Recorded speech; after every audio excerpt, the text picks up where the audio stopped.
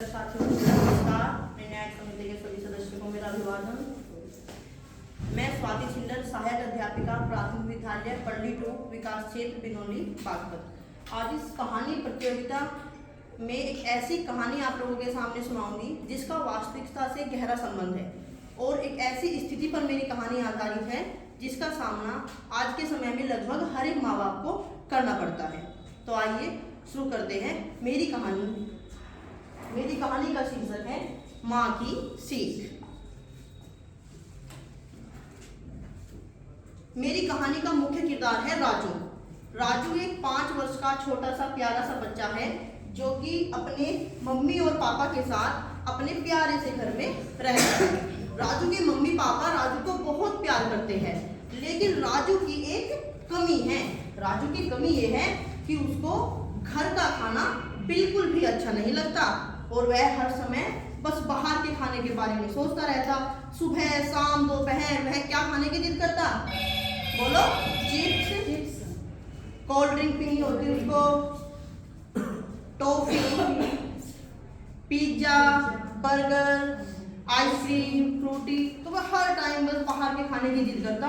राजू के mummy papa ने शुरू में सोचा कि कोई बात नहीं, समय के साथ उसकी ये आदत बदल जाएगी, लेकिन जैसे जैसे राजू बड़ा होता गया उसकी ये आदत भी बढ़ती गई।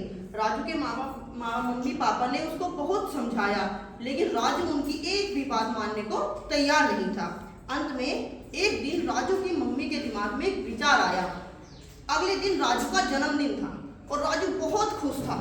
खुश हो भी क्यों ना, क्योंकि उसने अपने सभी दोस्तों को बुलाया था और उसको उसकी मनपसंद खाना खाने के लिए मिल रहा था। पिज्जा, बर्गर, केक, कोई रोक टोक नहीं। जब राजू के सब दोस्त चले गए तो राजू ने अपनी मम्मी से बोला कि मम्मी मेरे सब दोस्त तो मेरे लिए उपहार लेके आए हैं, फिर आप मेरे लिए कुछ भी उपहार क्यों नहीं लाए? तब राजू की मम्मी ने राजू को एक बहुत प्यारा छोटा सा पौधा गिफ्ट दिया और राजू से बोला कि राजू बेटा, ये एक जादुई पौधा है, तुम इसका ध्यान रखना।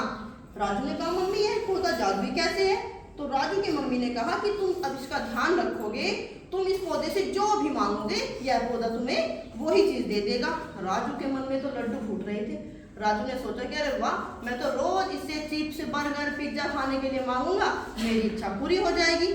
अब अगले दिन सुबह जब राजू उठता है तो राजू अपने पौधे को पानी देने के लिए चला। राजू की मम्मी बोली, अरे राजू बेटा ये क्या कर रहे हो?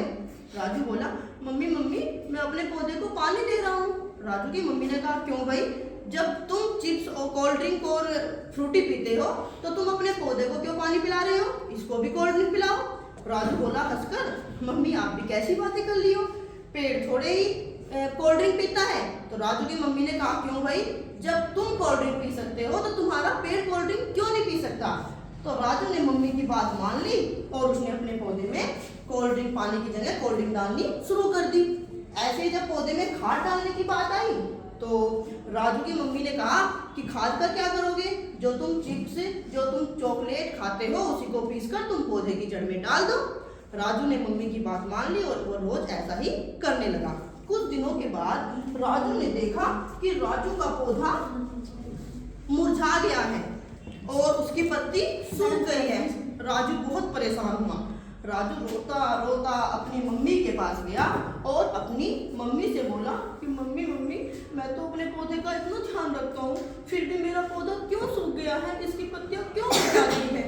तब राजू की मम्मी ने उसको समझाया कि बेटा, जो तुम खाना अपने पौधे को खाने के लिए देते हो, जो तुम कोल्ड ड्रिंक पीने के लिए देते हो, वो इतनी खतरनाक है कि उसने तुम्हारे पौधे को बीमार कर दिया है और अगर तुम भी लगातार ऐसा ही खाना खाते रहोगे तो तुम भी बीमार हो जाओगे और अपनी कक्षा में सब बच्चों से पीछे रह जाओगे। अगर तुम्हें अपना और अपने पौधे का ध्यान रखना है तो तुम्हें घर का खाना खाना होगा। तो बच्चों, इस कहानी से राजू ने और हम लोगों ने क्या सीखा? हम लोगों ने सीखा कि घर का खाना खाओ और अच्छी सेहत पाओ, पिज्जा बर्गर दूर भगाओ।